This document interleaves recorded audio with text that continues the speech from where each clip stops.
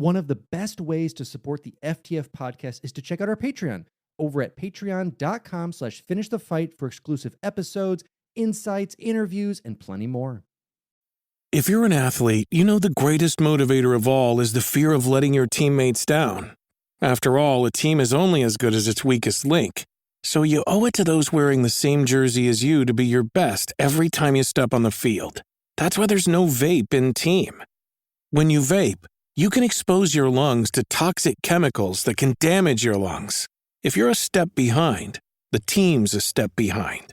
Brought to you by The Real Cost and the FDA.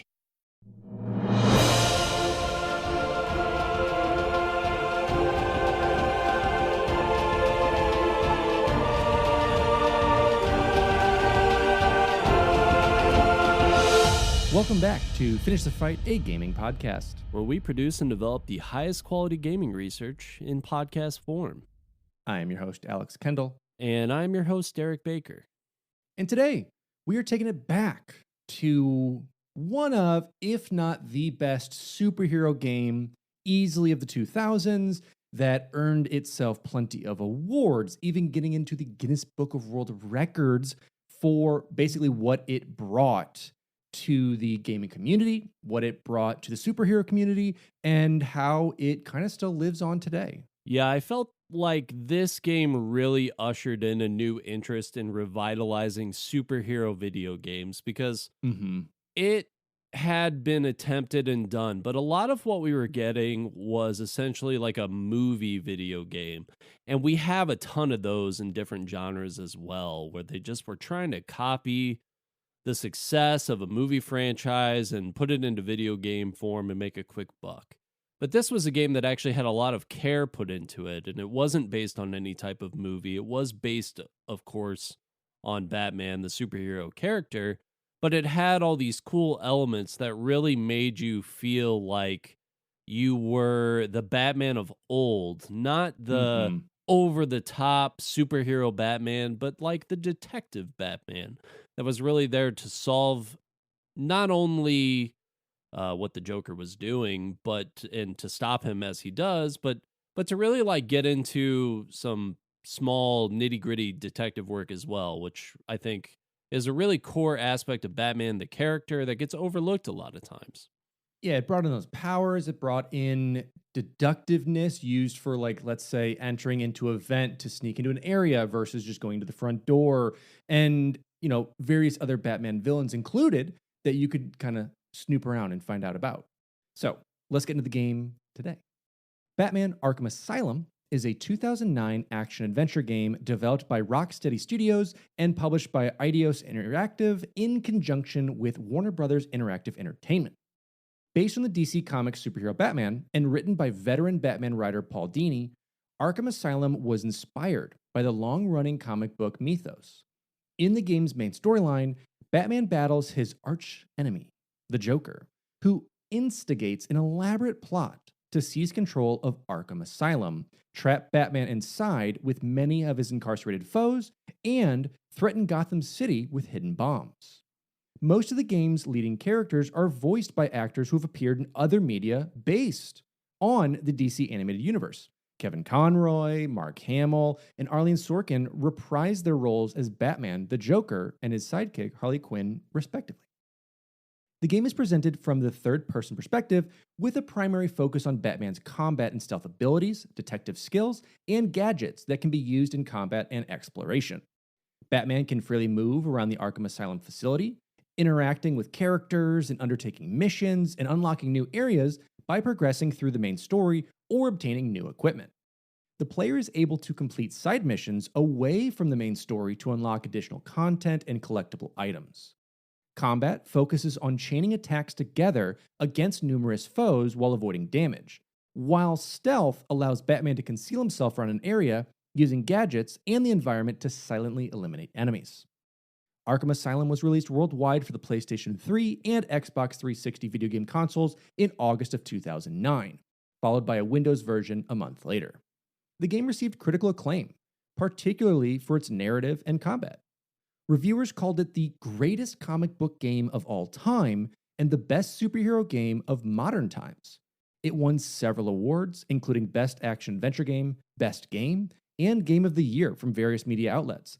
And it held the Guinness World Record for most critically acclaimed superhero game ever, which I think was dethroned by the newer Spider-Man game. Which is also a fantastic game, and I believe there's an episode on that one already. Yeah, this game really, though, I feel like it came in and just kind of surprised everyone because, like I was saying, we were really used to those style of games where it was just trying to emulate something else. It wasn't trying to do anything unique, and it did such a great job of just making you feel like Batman and feel like you were in the world of Batman. Let's talk about the studio who did that, Rocksteady Studios. And they were founded on December 13th, 2004. So just a little short while before this game was actually released to the public. And they were founded by Jamie Walker and Sefton Hill, formerly employed by the previously closed Argonaut Games as creative director and head of production, respectively. Several other Argonaut employees were also hired. SCI Entertainment, later named Eidos, was a founding investor in the studio, holding 25.1% of the company's shares. Rocksteady's first release was the 2006 first-person shooter Urban Chaos Riot Response, developed using the Havoc engine and published by Eidos Interactive for PlayStation 2 and Xbox. After Eidos obtained the rights to make a Batman game in spring 2007, they approached Rocksteady, who presented their take on the Batman license, and by May 2007, they had begun developing the concept of Batman Arkham Asylum, with full production beginning in September of 2007. The game's commercial and critical success led publisher Warner Bros. Interactive Entertainment to acquire an undisclosed majority stake in Rocksteady. Eidos retained its 25.1% stake, and Rocksteady later became wholly owned by Warner Bros. In August 2020, Rocksteady announced their next game titled Suicide Squad Killed the Justice League, with plans to reveal details at the DC Fandom event later that month. A Suicide Squad game had been teased at the end of Batman Arkham Origins, developed by Warner Bros. Games Montreal, and in the years since Batman Arkham Knight was released, Rocksteady had been rumored to be working on a Suicide Squad game. There had also been rumors that Rocksteady had been working on a Superman game, but they have denied these rumors. Yeah, and we're supposedly, hopefully, going to see that Suicide Squad game 2024 or so. It's going to be some type of looter shooter where you're going to be playing as one of 4 different squad members. It seems kind of neat, and it's supposedly, so it'll be the 5th installment is what they're saying, of the Arkham universe. So I'm definitely excited to see like what that actually brings. One thing that stands out to me about this whole process, the company's founded just, 5 years before this game comes out. Not even, they start developing it, basically a 2-year turnaround time. I mean, that's crazy to me. Especially when you think about how long the turnaround cycle is for video games right now.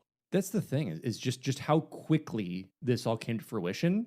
And it shows that you have these veterans that kind of come together to make this other studio after theirs closes. So they already have this rapport together and possibly taking on some of the stuff they learned from their first game to apply it to this one. Now, as we know, Batman Arkham Asylum was first announced in August of 2008. And this is after Eidos had obtained those rights to Batman in spring 2007. And when they approached Rocksteady, they're like, hey, we got this idea. What do you got for us? And so they sent in this prototype. And at Eidos' request, Rocksteady presented their approach to the Batman license and began in May of 2007 developing the game's concept, and they went into full production beginning in September of the same year. Writer Paul Dini, who's worked on the Batman animated series, the Detective Comics, was first approached by DC Comics around late 2007 about the prospect of creating a story for an original Batman video game. Dini found the idea intriguing, believing that few Batman games were based on an original idea, instead being adapted from film or television. DC Comics asked Dini what his approach to writing a new Batman film or graphic novel would be. but one that was designed for gameplay. He later met with the Rocksteady team, where it was decided that Dini's ideas were in line with what Rocksteady wanted to achieve. By the time Dini joined the project, Rocksteady were investigating the idea of setting the game within Arkham and had produced preliminary designs depicting it as a huge estate on an island connected to mainland Gotham City by a bridge. The cast had not been finalized, but given the setting, it was certain that the Joker would play a large role. The game and story were developed together, with the limitations of mechanics requiring the story to be built around them. The core aim was to make the game engaging enough for players to spend 8 to 10 hours completing it, especially those uninterested in Batman franchised media, which was definitely me at the time. I'm not a huge superhero person, but seeing the engaging combat definitely brought it in, and engaging story as well. And Rocksteady would guide Dini when they thought he was writing too much story or character motivation, so getting, again, more into writing for graphic novels or writing for story and less for this, hey, let's give the player agency and let's let the story just mellow a little bit. Yeah, that is definitely a unique aspect of video game writing, right? Where for a movie, a television show, a comic book, you're able to control everything and what happens and why Batman does a specific thing, but you have to have that autonomy in video games. You have to have the ability for people to kind of go out and explore things on their own, and you don't necessarily need to make it where there's multiple endings or avenues, or if they do this, there's a cause and effect. But just leaving things a little bit open-ended so that you don't feel like you went into a cutscene and it's totally counterintuitive to everything that you've been doing before that. I've talked about that before with Red Dead Redemption 2, where you could play a super nice guy, but in those early cutscenes of Red Dead Redemption 2, if you were playing it that way, that stuff doesn't really line up, and it feels a little jarring at first. Whereas by the end of the game, it starts to match a little bit better how you've been behaving throughout.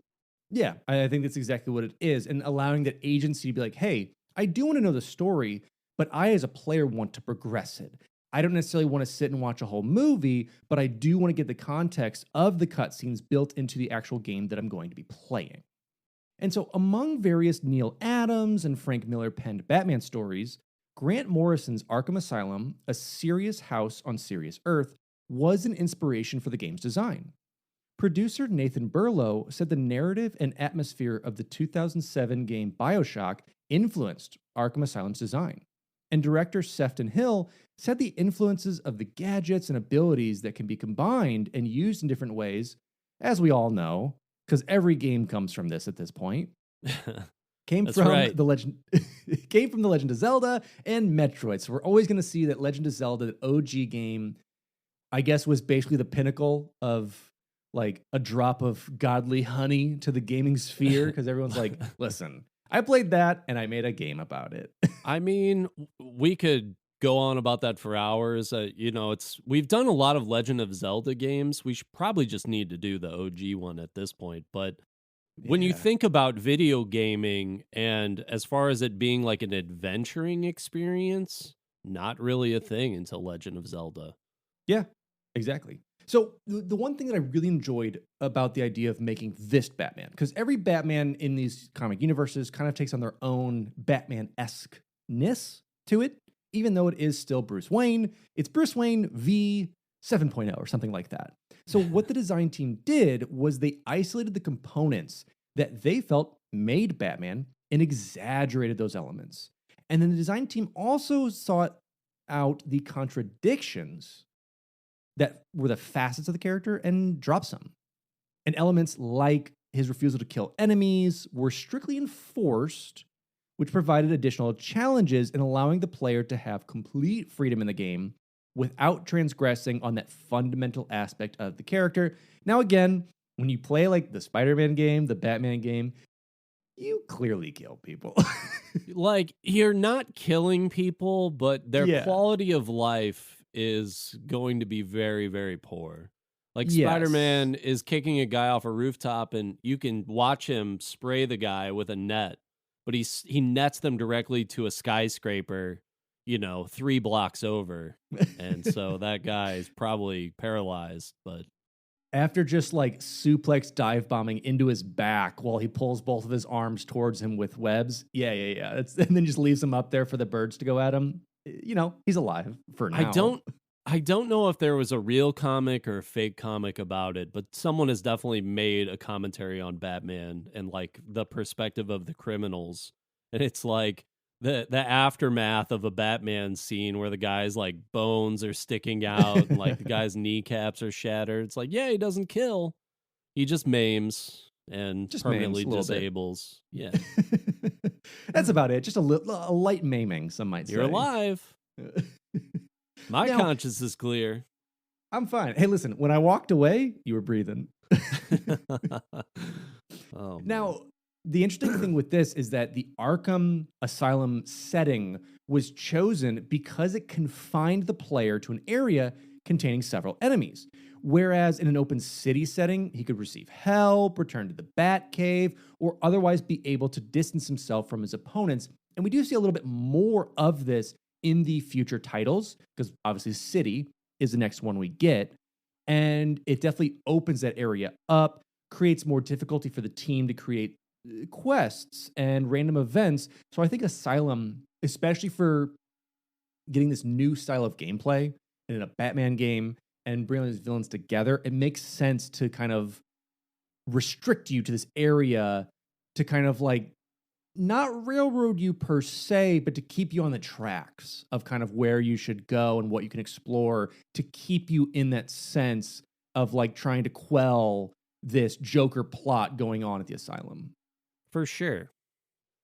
I don't have anything to add to that. That's good summation. The development team wanted to include iconic aspects of the Batman mythos and decided early on in production to have Conroy, Hamill, and Sorkin reprise their roles in Dini's Batman, the animated series, as Batman, the Joker, and Harley Quinn, respectively. Hamill has thousands of lines of dialogue in the game, and Conroy has relatively few in comparison. After seeing character models of the Joker's Arkham Asylum appearance, Hamill decided to portray the character as dark and gritty, while retaining a clownish and playful nature. Although the game features references to plot events in both the animated series and Batman comics, the story does not directly follow any singular story or depiction of the character, which I think makes sense because you don't want people to have to go and, read entire novels or comic books just to know what's going on in the story. Who would want to play a video game like that, Alex? Listen, you could play the first three. No, it makes sense because all of us, for the most part, who are in some type of nerd culture, know of Batman, know of the Joker, probably know of Harley Quinn. And so, and know at least some of the stories around it. So it makes sense to build some of that in there because this isn't the first time they're all meeting. They have rapport. This is way down the line of like Batman's tired of the Joker. The Joker's like, hey, Bats, it's me again. I got a plot for you. So it's deep into their like relationship. So we already know of a lot of those aspects that's happened, and we don't need that origin story per se. I mean, we obviously have origins again later down the road. Sure. But this is kind of giving that idea of like anyone who's seen the animated series or read a comic gets the idea of that Joker-Batman relationship. And what they're essentially saying is they're not doing any sort of reinvention of the character, which I feel like is really the only time that you need that origin story once more. Because Batman's definitely in the pop culture realm, well-known enough to where you get the gist of everything. And yeah, I mean, as long as you have that familiarity, it makes sense then that you could hop into a Batman story at basically any point and sort of understand what's going on without having to see all that stuff again. We don't need to see Ra's al Ghul. We don't need to see all this like weird, Brotherhood of the Shadows like they did for the movies with Christian Bale. You don't necessarily need that stuff. The game took approximately 21 months to complete. Rocksteady began development with a team of 40, which had expanded to around 60 by the game's completion. Combat was considered one of the greatest challenges in developing the game. The system went through 3 iterations. Rocksteady originally developed the game's combat as a full rhythm action game. It was later set in 2D, which involved colored circles crashing into each other during fights. And the final system was based on this 2D model. Combat was designed to be unique for Batman and was given a simple control scheme to reflect the ease with which Batman can perform the moves. Arkham Asylum was built on Epic Games' Unreal Engine 3. Eidos president Ian Livingstone said one developer spent 2 years programming Batman's cape, using over 700 animations and sound effects to make it move realistically. Which seems ridiculous, but we've seen this a lot with different varieties of like main character iterations. Even in stuff in like Ratchet and Clank and other ones where it's like we have so many different animations to build into this. And it really did feel real. Again, it seems crazy to have like all these different things for the cape, but like jumping off of stuff and flying and moving and like rotating, the cape goes with you. So to have these like individual framing effects for it, it does make it feel real. And it's such a important part of that character as well, to not pay attention to the cowl and the cape and all that stuff. I mean, you just can't get away with that. You have to put the effort into that, because if that's clipping all the time, it's just going to take you out, and that's not something that you want. And we see that a lot with loose materials in the real world that make their way into video games. I think, again, another Red Dead Redemption reference, but the lasso in Red Dead Redemption was a very difficult thing for them to program. You know, and then of course there's the cape in this. There's plenty of games where just the capes, the clothing, whatever, just has weird clipping with hair. You know, maybe you have a long hairstyle and it clips right through the clothes or something like that. That stuff is noticeable, and it's cool to see them put that effort into a game that's, you know, released over 10 years ago now. Yeah, I mean that's the main point with it is to take in those efforts. Again, the cape doesn't seem that much, but when you see, it's very much like CGI these days. When you see good CGI, you shouldn't see that there's CGI. It should just fit in really well. But you know, when you see bad animation or bad CGI, that really sticks out. Like imagine like his cape like clipping through his front and freaking out and doing those other things. It ruins that immersion, ruins that experience. So it's well worth putting the effort into that. The developers intended to use other Batman characters in the game, but these were removed when it was decided that they would not work within the story. For example, Batman's enemy Mr. Freeze did not fit because the character has different motivations to the Joker, which is very true. Unlike the Riddler, who's obsessed with proving his superiority over Batman, Mr. Freeze does not hold a personal grudge against him, and Mr. Freeze would not care about the other villains' plans. A garden maze under Poison Ivy's control was considered as a location. She could grow it in different directions. And in its center, Batman would find the Mad Hatter hosting a tea party. But the developers decided these ideas would not match the game's tone.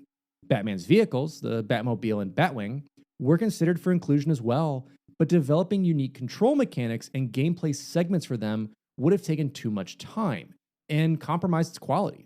The vehicles appear in the game, but players cannot control them. And again, that makes sense. This is very much that intro game into Batman, the control, the combat, the idea of the story. Because we see all of these inclusions, for the most part, in the following games. And they work really well in that idea of, after Asylum, it's the city. We're going to run into Mr. Freeze probably. Like, he's doing a whole different motivation that's like, I don't care about anyone else. I'm just here to try and save my wife. Yep, absolutely. And so having that plan and that forethought, it adds to the prior games as well. I'm sure people, of course, are disappointed, like, oh, I'm not necessarily going to get to use the Batmobile or the Batwing, but having that stuff planned out to where it's like, okay, it's referenced and we have plans for it, but, you know, you just don't get it quite yet. At least setting it up for that makes the earlier games feel a little bit more natural, I think. Rocksteady began conceiving ideas for a possible sequel, which later became Batman Arkham City, approximately 7 months before development of Arkham Asylum was completed. Rocksteady developed ideas for the sequel's story and setting so the game's narratives could be effectively connected. A secret room containing hints, blueprints, and concept art for the next game was hidden in the Asylum Warden's office in Arkham Asylum. and the room remained hidden for 6 months following the game's release until Rocksteady revealed its presence.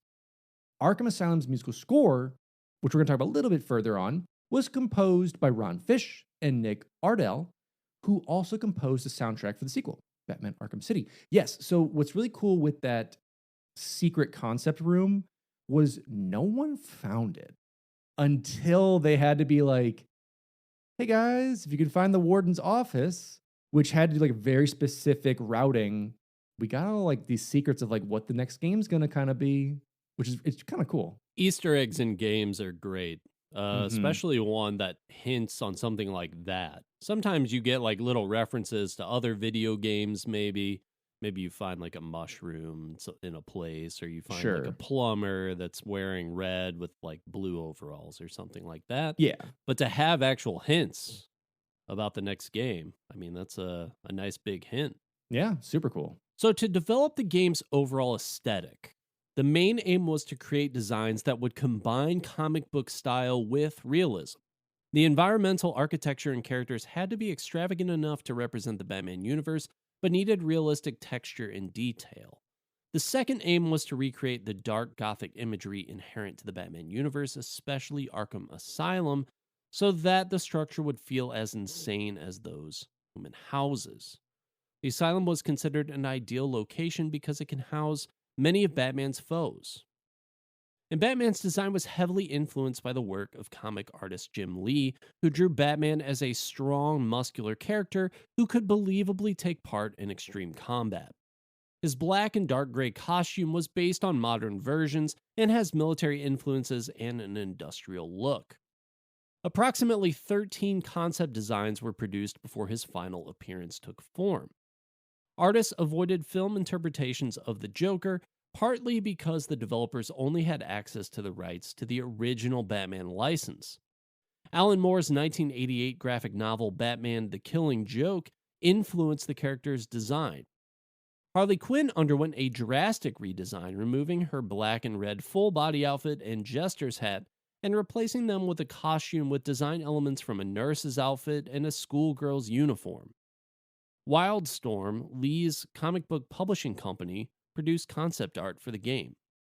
And Jim Lee is such a big name in the comic book industry. He really influenced an entire generation of comic book artists. And I think that he's a really great representation of that 90s style of comic book that a lot of people, even if you weren't into reading comics, you probably were seeing his influences on posters and probably influenced by the animated series, as well as different apparel and toys and all kinds of different things. And The Killing Joke as well, there's been a little bit of reinterest emerged in that. They did an animated version of this just a few years ago. And Alan Moore, of course, did the famous Watchmen. He's done all kinds of different iconic, darker, grittier comic books, and he's sort of famous for doing this one-shot Batman: The Killing Joke, which is a really great comic book, and I recommend reading it if you're into that kind of thing. Highly, absolutely. It's on my shelf of things that I own that are Batman, of like the 3 things. Batman's got a lot of great one-off storylines. That's what's great about Batman, and DC Comics in general, I think, do a really great job of just doing these little one-off stories that you can jump in and jump out of. Absolutely. So designs for the asylum departed from comic interpretations of a large mansion and instead developed an entire island with hints of Alcatraz prison composed of multiple buildings to allow for greater variety and exploration. Each building was designed with a different architectural style to make the facility appear believable and to imbue each location with a history. The medical building was inspired by Victorian architecture, and its metalwork structure was intended to inspire feelings of horror. The intensive treatment unit has a Gothic, industrial aesthetic. The catacombs beneath the facility, inspired by early 20th century brickwork and Victorian industry. They were meant to feel oppressive. The maximum security area was designed to feel claustrophobic and was retrofitted like a bunker, and the Arkham Mansion displays a high Gothic style. The designers integrated crooked lines into environmental objects, such as trees and drain pipes where possible, and 40 rooms, 34 corridors, 3 exterior areas, and 3 scarecrow-induced hallucination areas were designed for the game. To bring these areas to life, the level designers produced game mechanic elements using simple room layouts and shapes, while concept artists worked in tandem to create artwork for each location, following the art direction. Environment artists would then build 3D layouts based on those designs. Finding an appropriate color palette for the game would be difficult. Browns and monochromatic colors could depict the desired dark and moody atmosphere, but the developers wanted the aesthetic to resemble the vibrant color schemes of a comic book. To this end, they used saturated colors for in-game lighting. Lighting was an important component of the game, being used to highlight points of interest and to draw the player onward in otherwise boring corridors. To maintain the intended level of detail and allow the game's console versions to fit into the device's memory, each area had to be streamed in and out of memory seamlessly to free up memory for textures and geometry. All of the cutscenes were storyboarded by Rocksteady artists, being visualized in the game engine before the character performances were motion captured. The design team decided that cutscenes should be used to advance character relationships, and that after each cutscene, the players should have had their goal changed, or the importance of their actions modified. Priority was given to keeping action scenes under the player's control rather than showing them in cutscenes, which is so big for games like these, where like, if you're going to fight a boss, you don't do like a hacha ba ba ba ba in the cutscene and it ends. The cutscene is the aftermath, or the driving point of your story, or to figure out what's happening between point A and B, and it makes so much sense to build it in that style. Absolutely, and that's probably where a lot of the plot elements had to be taken out of the hands of the writers and just, making those moments that would normally be like these really, I think in comic books, these really wordy back and forths to just, normal video game boss style fighting. Exactly. And so to have that just like really made sense, and the cutscenes in and of themselves are fantastic and they serve a purpose versus just being a filler or like loading the next scene for you later down the road. A demo version of the game was released via digital download for the PlayStation 3 on August 6, 2009, and for Xbox 360 and Microsoft Windows on August 7th. The PS3 version of Arkham Asylum unlocked a Batcave-themed virtual apartment for players on the social gaming platform PlayStation Home. Additionally, North American game retailer GameStop ran a contest which allowed one winner to be rendered in-game as an Arkham inmate. A series of action figures based on character designs from the game were released through Warner Bros. Outlet DC Direct.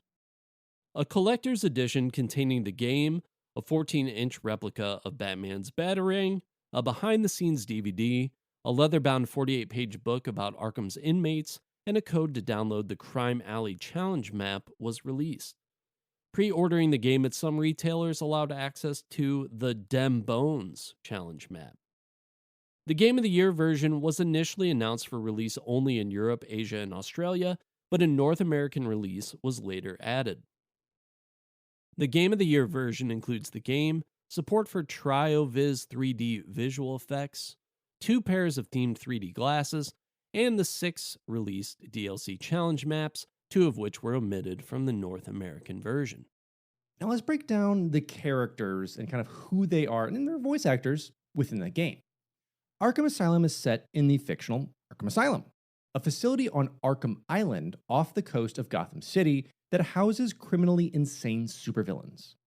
The game features a large ensemble of characters from the history of Batman comics. 3 voice actors, as we know: Kevin Conroy as Batman, Mark Hamill as Batman's psychopathic nemesis Joker, and Harley Quinn, who is voiced by Arlene Sorkin.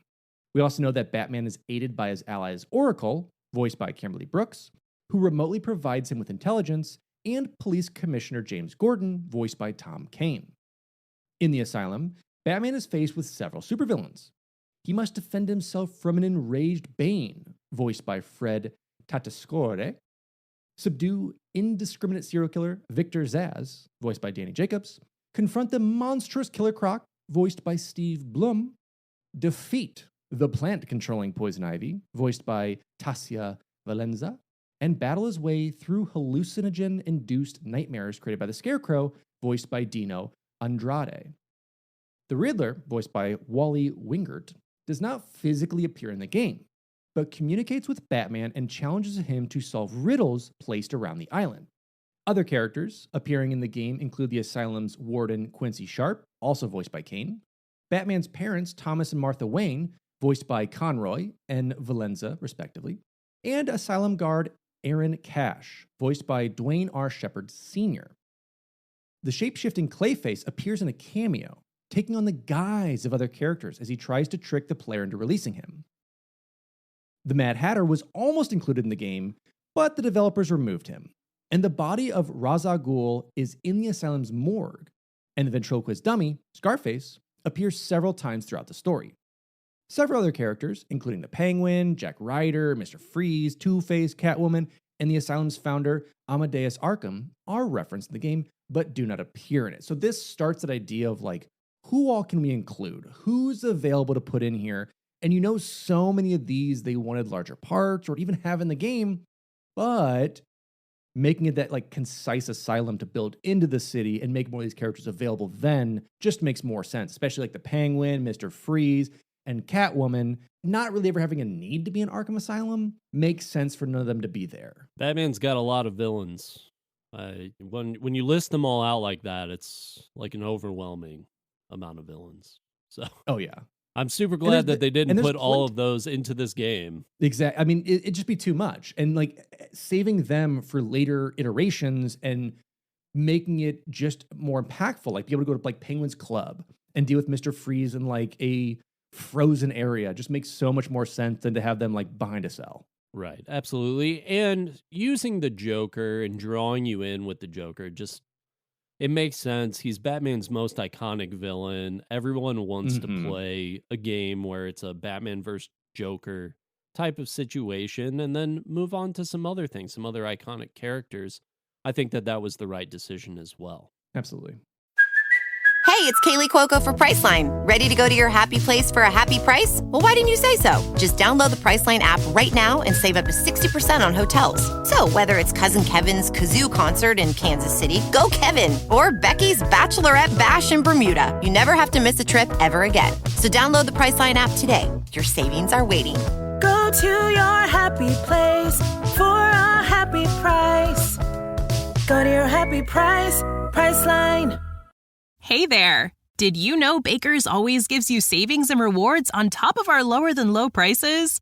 And when you download the Baker's app, you'll enjoy over $500 in savings every week with digital coupons. And don't forget fuel points to help you save up to $1 per gallon at the pump. Want to save even more? With a Boost membership, you'll get double fuel points and free delivery. So shop and save big at Baker's today. Baker's, fresh for everyone. Savings may vary by state. Restrictions apply. See site for details. Let's talk about that story with the Joker.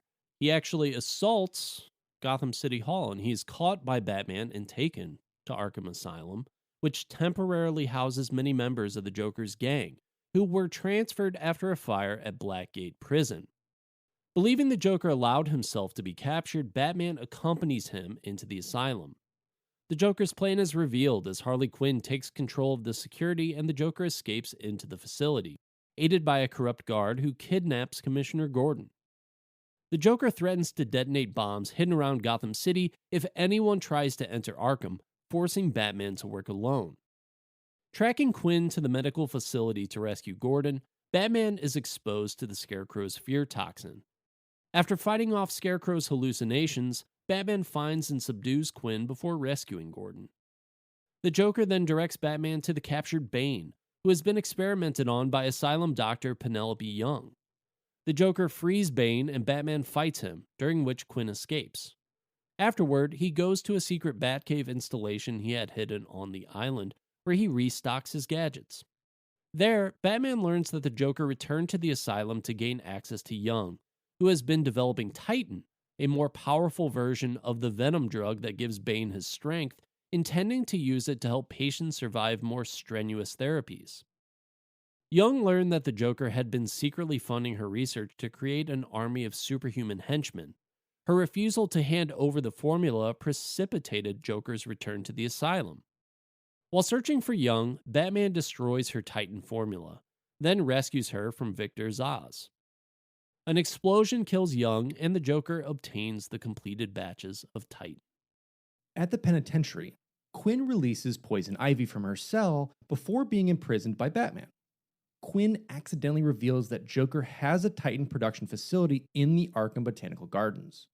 Batman travels there and learns that Titan is created by genetically modified plants.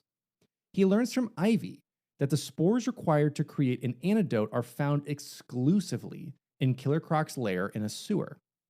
Afterward, Joker injects Ivy with Titan, enhancing her powers, and she begins to ravage Arkham Island with giant mutant plants. En route to Croc, Batman encounters Scarecrow again and pursues him into the sewers. Scarecrow is attacked by Croc and dragged underwater, and Batman recovers the necessary spores and subdues Croc before returning to the Batcave, but can only synthesize one dose of the antidote before Ivy's plants breach the cave and destroys equipment. Batman returns to the Botanical Gardens and defeats Ivy, halting the rampaging plants. The Joker announces that the preparations for his party are finally complete, and Batman travels to the asylum's visitor center to confront him. The Joker reveals he has recaptured Gordon and tries to shoot him with a Titan-filled dart. Batman leaps to Gordon's defense and is shot instead. Batman attempts to resist the change, and an upset Joker takes an overdose of Titan, mutating into a massive monster. In a makeshift arena on the building's roof, the Joker challenges Batman to a fight as Titan-induced monsters in front of news helicopters. Batman refuses to transform, uses the antidote on himself, and defeats the Titan-affected Joker and his henchmen. In the aftermath, those affected by Titan begin to revert to normal, including the Joker, who is taken into custody as police officers retake the asylum. Batman overhears a call about a crime led by Two-Face in progress and flies back to Gotham City in the Batwing. In a post-credits scene, a crate of Titan formula is shown floating in the ocean near the asylum when a hand surfaces and grabs it. So a little keep you on the edge of your seat. What's going to happen in the next one? Ideas. It's going to be the Super Shredder. Yep. So, while there was not a multiplayer released with the game, in August of 2021, YouTuber Ice Mage was able to launch the game with a co-op mode after tinkering around with the game's file settings. Other additional mods allow several players to play the game at once, but not without some issues taking place during cutscenes and boss fights, as is to be expected with a game that did not have a multiplayer. But yeah, just a fun little thing. It is very interesting. We've seen that more recently with a lot of YouTubers, basically programmers turned YouTubers, who have modded and messed with games. Two of the biggest ones being Mario Odyssey. They've made an 8-player version of it. And then most recently, right before the release of Tears of the Kingdom, there was a YouTuber, Point Crow, with him and his team had created a multiplayer mod for Breath of the Wild, allowing 4 players to play simultaneously. And they got it down almost to a formula where it works throughout the whole actual gameplay. Which is, I'm sure, extremely challenging because there's just so many things within that game that interact with each other. Can't even imagine. So much. But they made some fun game modes like tag and hide and seek type stuff, which is kind of fun to play with those things. So definitely pretty cool. Yeah. And of course, as always, let's move over to the music and sound. The Batman Arkham Asylum official soundtrack was composed by Nick Arundel, with some additional music from Ron Fish as well. Before any progress could be made for making the game's soundtrack, careful consideration was needed as the world had just been freshly exposed to a new generation of Batman, Christopher Nolan's Dark Knight franchise. With the first movie releasing in 2008, Batman fans had just recently become accustomed to Hans Zimmer's new minimalistic and orchestra-heavy themes for the superhero. Pair this with the classic 1989 Batman movie score by Danny Elfman that many people already knew, Arundel and Fish were going to have to stand out in some way. So without stepping onto the toes of Elfman, Zimmer, and other composers for past Batmans, the new twist by Arundel and Fish was to instead create a mixture of Elfman and Zimmer's music. They took some of the classic and simple textures of Elfman and gave them a creepy twist with Zimmer's pounding electronic flares.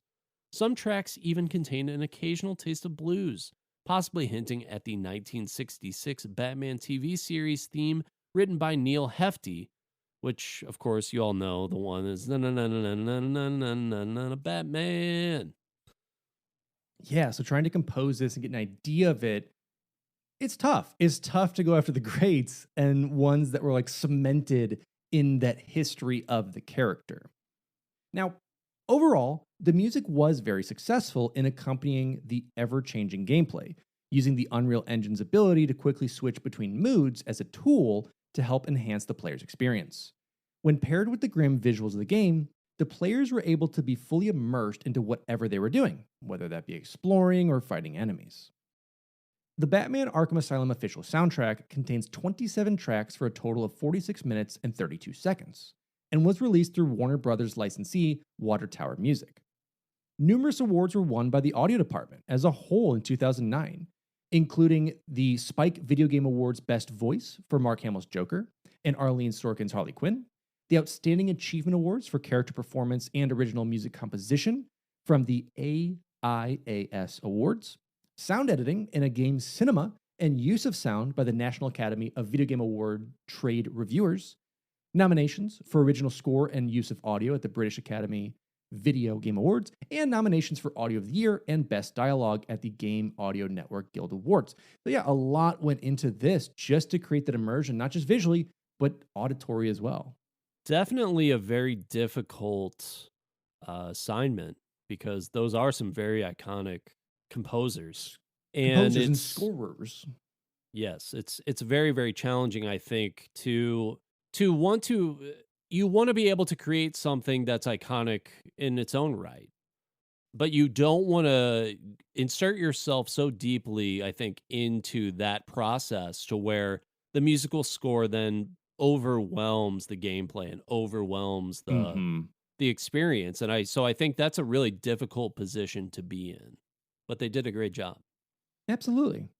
Batman Arkham Asylum was released for PlayStation 3 and Xbox 360 in North America on August 25th, 2009, and on August 28th in Europe and Australia. It was released for Microsoft Windows in North America on September 15th of 2009 and on the 18th in Europe and Australia. A Game of the Year edition was released on March 26, 2010 in Europe and on May 11th in North America. Feral Interactive developed a Mac OS X version, which was released on disc and as a download on November 3rd, 2011. On the Windows version of the game, the developers used an anti-duplication measure that disables Batman's glide ability and causes other bugs, preventing copied games from progressing beyond a certain point. Although not the first game to implement such countermeasures, Arkham Asylum received media coverage as this was seen as a novel method of copy protection. A Nintendo Wii version was in development by Redfly Studios before being canceled. Batman Return to Arkham, developed by Virtuos, features remastered versions of Arkham Asylum and Arkham City using the Unreal Engine 4 for the PS4 and Xbox One. Additionally, both games include all previously released downloadable content and feature improved graphics, upgraded models and environments, and improvements in the lighting, effects, and shaders for both games. Originally intended for release in July 2016, the collection was delayed indefinitely in June that year in order to give the development team, quote, additional time to deliver a polished Batman Arkham game experience. The collection was released on October 18, 2016.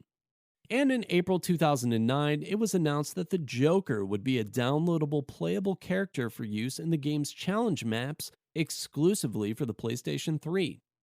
Additional DLC packs were later released. The Insane Night Pack, containing the Totally Insane Combat and Nocturnal Hunter Stealth Challenge maps, were released on September 17, 2009. The Prey in the Darkness pack was released on September 23rd of that year and contains the Heart of Darkness Combat and Hothouse Prey Stealth Challenge maps. In North America, the Prey of Darkness pack was released exclusively for the PlayStation 3. So still in that hot era of getting those exclusivities for certain consoles, and which I'd rather have that than behind like big paywalls. It was a lot of that in that era Yes. where it was, if you get the PS3 version, you're getting this, Xbox 360, you're getting this, order it at this place and you're getting this, order it at this place, you're getting that. Some of that still exists a little bit more, but I think that there's been enough pushback to where it's not quite as extreme as it was. I think the worst one that I remember was Soul Calibur 4. Was just about to bring that up. Soul Calibur 4, if you bought the PlayStation 3 version, you got Darth Vader. And if you bought the Xbox 360 version, you got Yoda. And both super iconic characters, both things that people wanted to play. And eventually they were made available for both consoles as DLC, but it took a long time. And it's those kind of things that I think players find really frustrating. Yeah. And again, this came out, eventually get the DLC packs. And that's why you always, like, even modern game times, wait for the Game of the Year one to come out. It's got all your DLC, your content that you want. The bugs have pretty much been hopefully squashed and fixed by that point. And if it receives Game of the Year, it's typically sold a bunch and it's an okay game and will play. Just wait it out. You'll be fine. Yeah. Well, especially a game like this, too, that, I mean, if you're a big Batman fan, I'm sure you're excited for this game when it comes out. Sure. For me, love Batman, love comic books and all that stuff. But this game was one of those that I was kind of like, okay, well, I've seen enough video games about superheroes that have fallen flat. Let's just see what happens. And so I did exactly that. Waited for the Game of the Year edition. Was not disappointed. Yeah. Perfect way to do it. So now, as we're wrapping this up, let's get to what this game did, how it sold, where we're seeing it today. So worldwide, the game sold nearly 2 million units in its first 3 weeks of release, and it sold 2.5 million by the end of September 2009. Batman: Arkham Asylum sold approximately 593,000 units in North America during the 5 track days following its release on August 25th. By December 2009, the PlayStation 3 version of the game had outsold the Xbox 360 version by approximately 10,000 units, despite multi-platform titles typically selling better on the Xbox 360 at the time. And again, we see that because of that exclusive content, the exclusive Joker play, the exclusive DLC maps. It definitely swung it in that favor. The game took 2 of the top 5 spots on the US software chart in its first week of release and topped the UK all format chart for 2 weeks.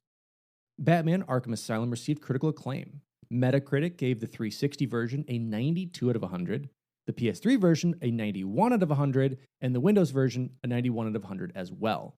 The game held the Guinness World Record for most critically acclaimed superhero game ever, based on an average Metacritic score of 91.67, repeating, of course, until it was succeeded by Arkham City. So again, it took those ideas that Arkham Asylum had and just made them a little better.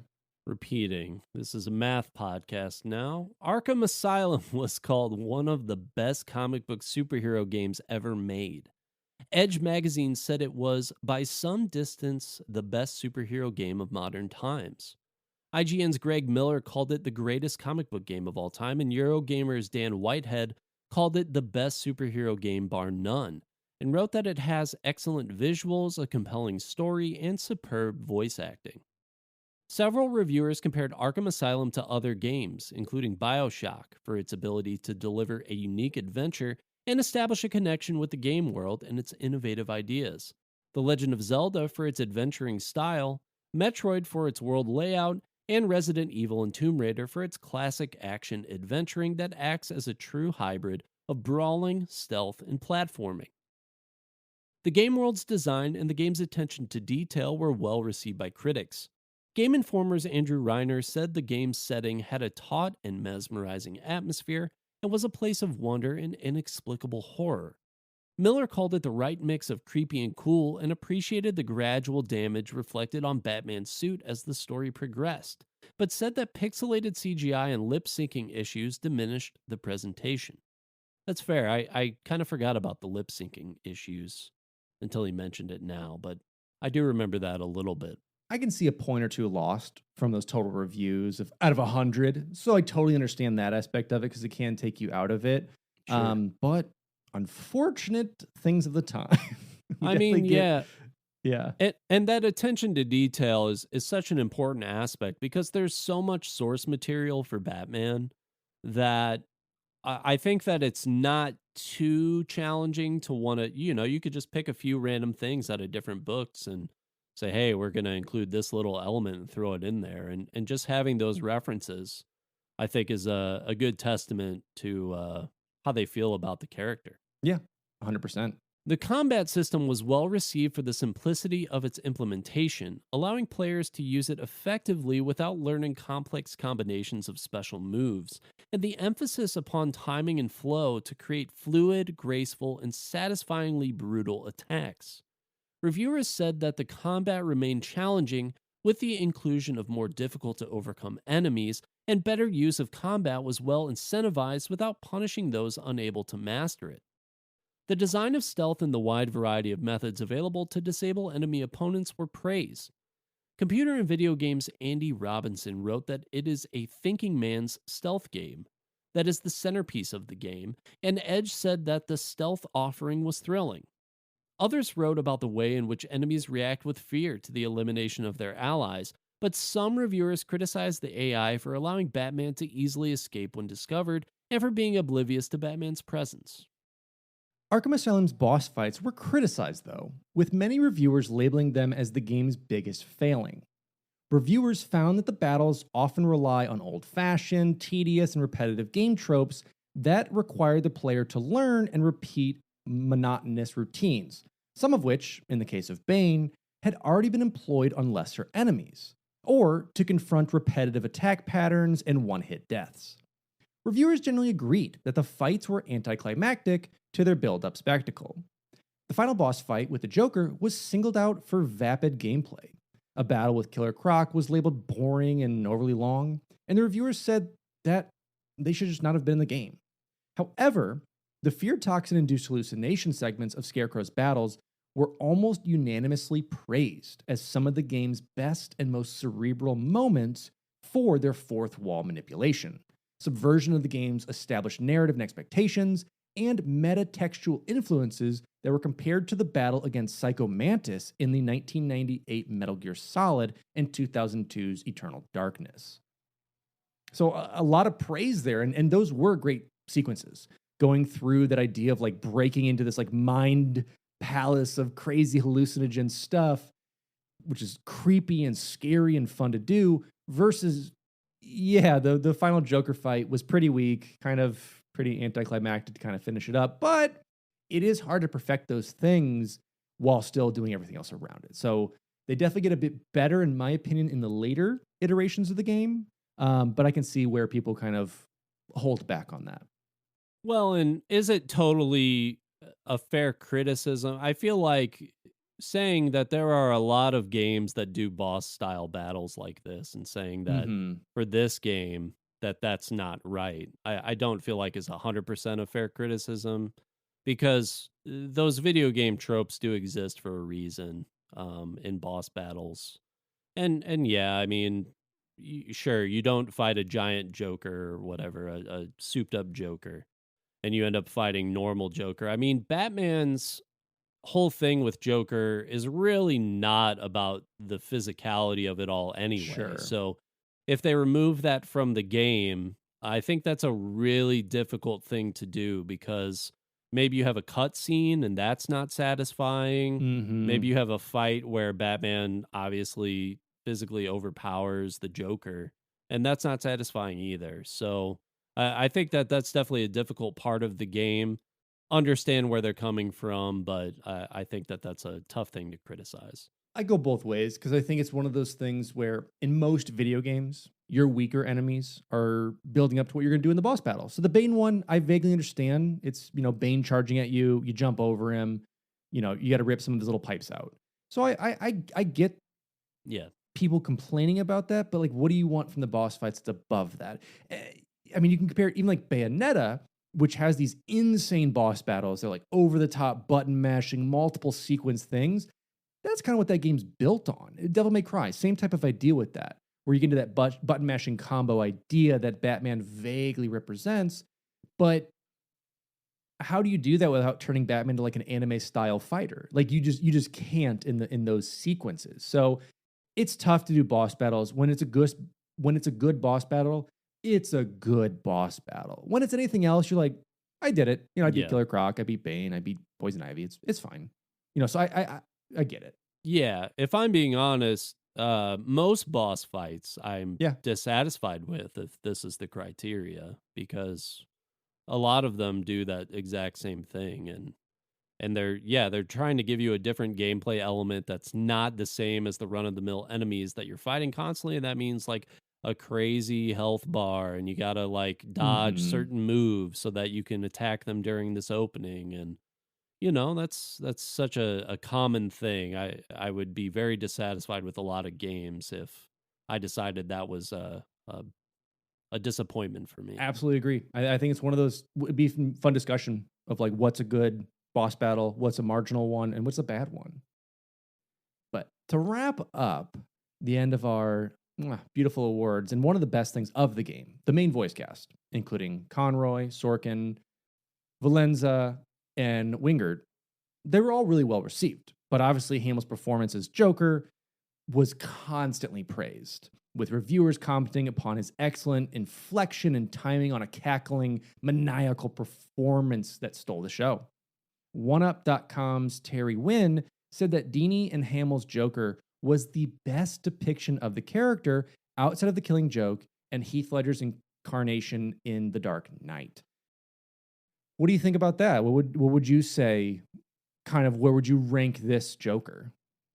I mean, I think Hamill's Joker as a whole is extremely iconic. Right up there with Heath Ledger's version. I think Heath Ledger did such a fantastic job in that world that exists, and they were doing different things, I think, in the Dark Knight series. They were trying to make a more grounded Batman. And so what he was doing in that, I think worked really well for that. But when I think about like the classic over the top cackling Joker, he's got that blend of the early days where he's cartoony, but he's got a little bit of a sinister edge, a more modern sinister edge. I mean, it's Hamill's Joker. And that voice, as someone who grew up watching the animated series, it's so iconic to me that I can't think of anyone else really doing the voice and having that same level of impact.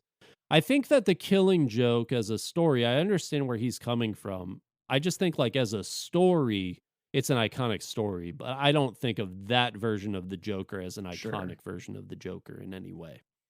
No, it's good to hear because, Hamill's Joker, when you think of a Joker voice, that's the voice you think of.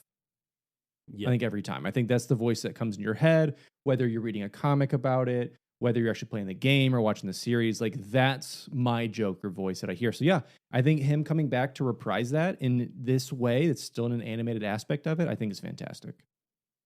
Arkham Asylum's success launched a series of Batman Arkham sequels, beginning in October 2011 with Batman Arkham City. Set 1 year after the events of Arkham Asylum, it is a direct sequel to the earlier game. It was developed by Rocksteady Studios and distributed by Warner Bros. Interactive Entertainment. Manipulated by Hugo Strange, Gotham City's Mayor Quincy Sharp closes Arkham Asylum and Blackgate Prison, and converts a section of the city's slums into an open-air prison known as Arkham City to house all of Gotham's criminals. While a wary Batman watches over the activities in Arkham City, the Joker is dying from his consumption of Titan. The sequel introduces several new characters, including Hugo Strange, Robin, Catwoman, Ra's al Ghul, and Mr. Freeze, to the series. A limited 6-issue comic series, also titled Batman Arkham City, bridging the plots of Arkham Asylum and Arkham City, was written by Paul Dini and featured art by Carlos Dianda. The first issue was released on May 11, 2011. A third installment of the Arkham series, not developed by Rocksteady, Batman Arkham Origins, was released in October 2013, featuring a story set before the events of Arkham Asylum. A narrative sequel to Arkham City, Batman Arkham Knight, was released on June 23, 2015, and is the series' concluding chapter.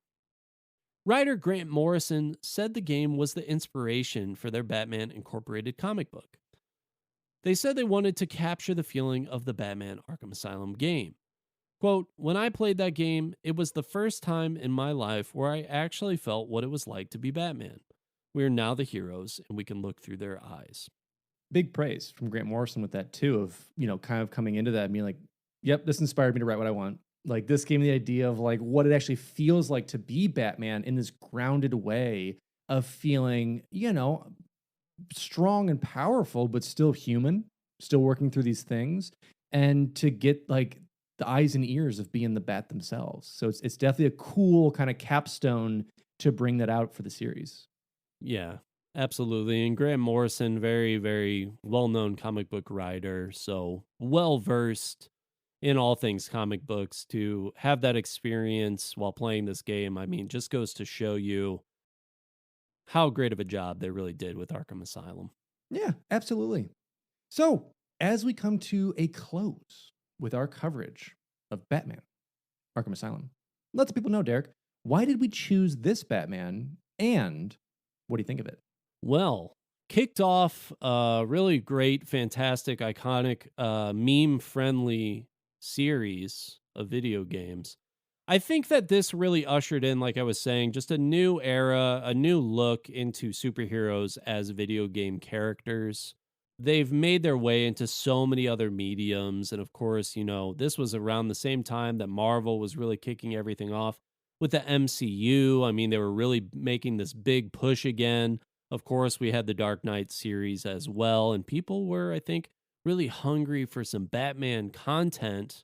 But with a non-traditional movie series like the Dark Knight series was, I think that answering that with a more classic interpretation of Batman, while still putting in some more adult themes and things like that for a generation that I think was coming of age at the same time that grew up on that animated series, I think that it just hit all the right moments. And to, show the appreciation that they did for the series and the character and all the different villains, I think speaks a lot to how much they just really cared to deliver a good product, which I can appreciate. And they did it in a super timely manner, which I can appreciate as well. Still a classic, still holds up, still a great game. Like a 9 out of 10 for me. Just a really fantastic game. And we've echoed so many of the reasons why this is just such an important game as well. Just what that developed for superhero games. I mean, we see a lot of games that follow this that may not take the same button combo, button mashing ideas, but let's bring up Amazing Superman again in the Sony era of it. Like, it has that same feel of, it feels so good to hit the combos in those right orders and feel that bah, bah, bah impact of those punches and web swings, very much like you feel within Batman, of going like back and forth between being overwhelmed with all of these baddies. And it just sets such a precedent for comic book games going further, because we had so many duds and stinkers through so many eras of like trying to kind of follow movies. I remember the Hulk game. It's terrible. The Hulk game, the Iron Man game. It was just such a rough way to follow through with this. And so the Superman game from the N64, one of the worst games ever created. Like, you've got a lot of bad stuff coming through with it, but then you have something that shines like this, puts those superheroes back on the map as something that can be fun to play. And for an original story taken from those villains, is such a cool idea to do it. So if I had to give it a rating, it would be a pow times a blam divided by a kerpow. That's too much. Mixed in with a out of 10. Isn't that Mermaid Man and Barnacle Boy? That is all of your fun action sequence, various comics that go wah, wah, wah, wah, when it changes. Because that is OG Batman. That is some Adam West Batman. Well, that's pretty much what that's 100% what Barnacle Boy was, I guess. Man is, yeah. Research for this episode was done by Alex Kendall and Derek Baker. The intro and outro music for this was written and recorded, given to us by our friend Evan Barr, and our lovely artwork was provided by Aaron Shattuck. Beautiful people. As always, want to thank those beautiful people over on Patreon. If you want to check that out, it's patreon.com/finishthefight.